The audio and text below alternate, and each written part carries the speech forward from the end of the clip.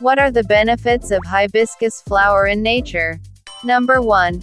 Hibiscus attract beneficial insects, such as hummingbirds, butterflies, and bees.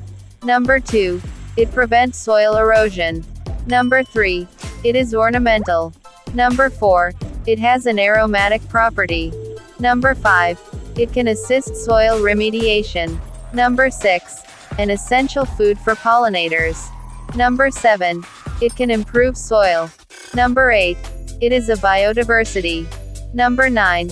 It can improve air quality. Number 10. Erosion control. Number 11. Adaptability.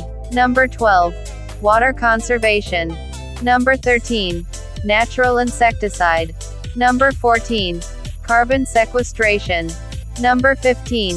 Biofuel production. How to grow and care hibiscus plants.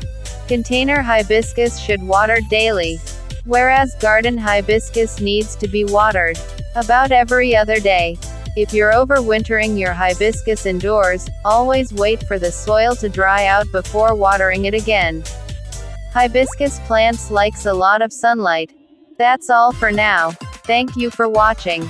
Please like, comment, share and subscribe if you like my videos.